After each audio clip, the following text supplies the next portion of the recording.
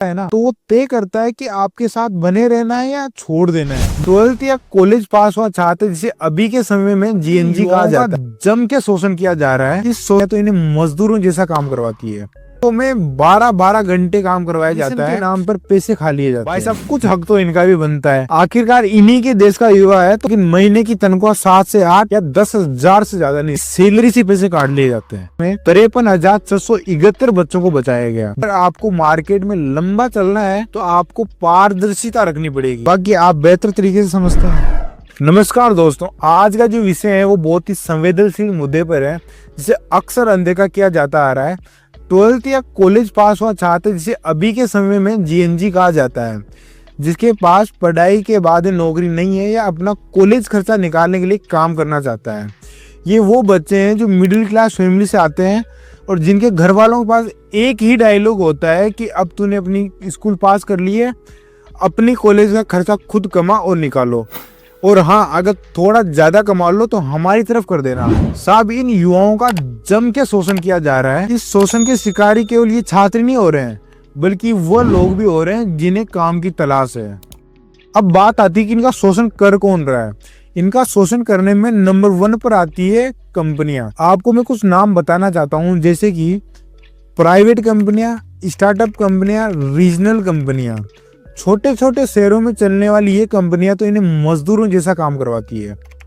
Garments, plastic, furniture, medical, इन उद्योगों में 12-12 घंटे काम करवाया जाता है। Service centre, call centre, BPO में नाइट शिफ्टिंग करनी पड़ती है। डिलीवरी बॉय और कैब ड्राइवर से कमीशन के नाम पर पैसे खा लिए जाते हैं। रिटेल या मॉल में 10 से 12 घंटे काम करवा के बहुत कम वेतन दिया जाता है। एजेंट नौकरी दिलवाने के नाम पर पहले तो पैसे लेते हैं और बाद में काम भी नहीं देते हैं। ये तो हुई कंपनियों की बात। जब कंपनियां शोषण कर रही है तो दुकानदार और व्यापारी कहाँ रुकने वाले थे। भाई साहब कुछ हक तो इनका भी बनता है। आखिरकार इन्हीं के देश का युवा है, तो कुछ हक इनका भी बनता है। ये खासकर उन युवाओं को पकड़ते हैं जो 12th पास या कॉलेज में पढ़ाई कर रहे होते हैं और पार्ट टाइम या फुल टाइम काम की तलाश में होते हैं। कौन कौन सी दुकानें हैं जो इन युवाओं का शोषण कर रही है, जैसे कि कपड़े और रिटेल शॉप, मोबाइल व इलेक्ट्रॉनिक शोरूम्स, किराना और जनरल स्टोर। सबसे ज्यादा शोषण किराना और जनरल स्टोर वाले करते हैं। ये क्या करते हैं, 14 से 15 घंटे इन छात्रों से काम करवाते हैं, ना कोई छुट्टी न कोई ओवर टाइम के पैसे, सिखाने के नाम पर 6 महीने या सालों साल काम करवाते। 2-3 दुकानों के नाम मैं और बताना चाहता हूँ, जैसे कि ज्वेलरी और बर्तन बनाने की दुकानें, रेस्टोरेंट, होटल और ढाबे। भाई साहब ये भी दिन रात इनका शोषण कर रहे हैं। मेडिकल और फार्मेसी स्टोर, प्राइवेट स्कूलें और ऑटोमोबाइल और वर्कशॉप, ये सभी लोग सुबह से रात तक इन छात्रों से सेल्समैन बनाकर खड़ा कर देते हैं। हजारों का सामान बेचते हैं, लेकिन महीने की तनख्वाह 7 से 8 या 10,000 से ज्यादा नहीं देते। कोई रेस्ट नहीं, गलती हो जाए तो गाली सुननी पड़ती है, और अगर कोई गलती से सामान खराब हो गया या टूट गया तो इनकी सैलरी से पैसे काट लिए जाते हैं। अब हम कुछ न्यूज और रिपोर्ट्स की बात करते हैं। द इंडियन एक्सप्रेस ने हाल ही में एक रिपोर्ट पब्लिश की, जिसमें buildings of the case of zero के अनुसार अप्रैल 2024 से मार्च 2025 के बीच में भारत में 53,671 बच्चों को बचाया गया, जिनमें से अधिकांश जोखिम भरे काम कर रहे थे। आप इंडियन टुडे की रिपोर्ट देखिए, इसमें भी यही बात बताई गई है। द टाइम्स ऑफ इंडिया की एक और रिपोर्ट है, जिसमें अलग अलग राज्यों के बारे में बताया गया है। Research of child labour, top 5 states. Telangana से 11,063 बच्चों को रेस्क्यू किया गया। बिहार के अंदर से 3,974 बच्चों को रेस्क्यू किया गया। राजस्थान 3,847, सबसे ज्यादा जयपुर से।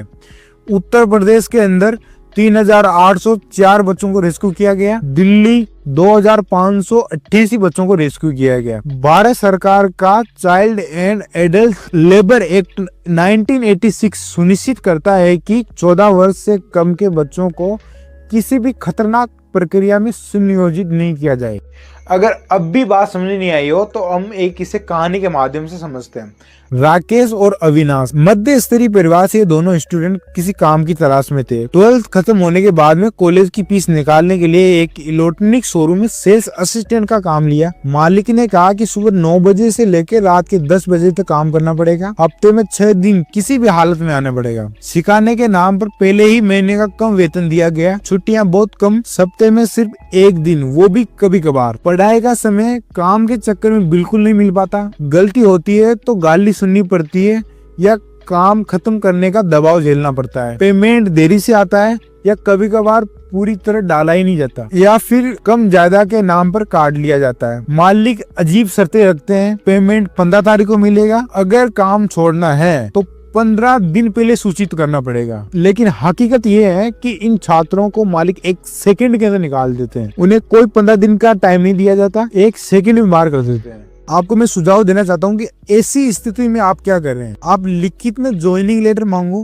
काम करने के घंटे, पेमेंट का टाइम, नोटिस पीरियड सब लिखित में कराओ। पेमेंट बैंक में ट्रांसफर कराओ या ऑनलाइन माध्यम से लो ताकि आपके पास रिकॉर्ड पास में हो। सेफ्टी व सुविधा की मांग करो। पढ़ाई के लिए समय सुनिश्चित करो। अगर आप कॉलेज स्टूडेंट हो और ज्वाइनिंग से पहले ही बात कर लो कि जब भी मेरे एग्जाम होंगे मुझे छुट्टियों की जरूरत पड़ेगी, ताकि बाद में कोई विवाद ना हो और न ही आपको एग्जाम छोड़ना पड़े। अगर आपका मालिक स्वार्थी है और पेमेंट नहीं दे रहा है, आप शिकायत कर सकते हैं। कहाँ कर सकते हैं? स्थानीय श्रम कार्यालय, लेबर इंस्पेक्टर, श्रम न्यायालय, NGO या सामाजिक संगठन, मीडिया या सोशल मीडिया समर्थन पर ध्यान दीजिए। व्यक्तिगत सुरक्षा का विशेष ध्यान देना इस पे। अगर हो सके तो विवाद को आपस में बैठकर ही खत्म कर लो, वरना ऐसी प्रक्रिया में ना बहुत टाइम लगता है। बात है ना, ये प्रक्रिया बहुत लंबी चलती है, ये 3-4 महीने लेती है और बहुत सारे अपने खुद के पैसे लग जाते हैं। तो सबसे शानदार है कि आप दोनों आपस में बैठ करके बातचीत कर लो और कम या ज्यादा निवेड़ लो। पर फिर भी अगर मैं कहना चाहूंगा कि आप अगर नहीं दे रहा है कोई आपको, तो आप है ना इन पे शिकायत करें। श्रम विभाग में, NGO हो, अगर कुछ बहुत सारे संगठन होते हैं ऐसे मजदूर संगठन जैसे होते हैं ना, इनमें आप शिकायत कर सकते हैं। मैं कंपनियों के मालिक और दुकानदार से एक बात कहना चाहूंगा, आपके कर्मचारी युवा है, उनकी जिम्मेदारियां बढ़ेंगी पर उनका सम्मान, सुरक्षा और शिक्षा छोड़ी नहीं जा सकती। समय पर पगार दीजिए, काम के घंटे, छुट्टियां और विश्राम की व्यवस्था सुनिश्चित कीजिए। प्रशिक्षण और सुरक्षित कार्यस्थल रखिए। अगर ट्रायल पीरियड है तो उसे ट्रांसपेरेंट रखिए। साफ तय करें कि कब ट्रायल समाप्त होगा और पेमेंट का ब्यौरा क्या होगा। यकीन मानिए, इससे आपकी मार्केट में छवि बेहतर बनेगी। अगर कर्मचारी आपके कार्यस्थल में सुरक्षित महसूस करेगा तो वो मन लगा के काम करेगा। अगर आपको मार्केट में लंबा चलना है तो आपको पारदर्शिता रखनी पड़ेगी। जैसे ही एम्प्लॉय आपको या आपके काम को समझने लगता है ना, तो वो तय करता है कि आपके साथ बने रहना है या छोड़ देना है। बाकी आप बेहतर तरीके से समझते हैं। धन्यवाद दोस्तों, मैं हूं शंकर। आप देख रहे थे हमारा YouTube channel mister Shankar Gurjar. दोस्तों, ये सिर्फ आपके साथ नहीं हो रहा है, ये समस्या बड़ी है। हम सबकी जिम्मेदारी बनती है कि इसे स्वीकार न करें। अगर आपने या आपके जानने वाले ने ऐसी स्थिति देखी है तो प्लीज कमेंट में जरूर बताएं।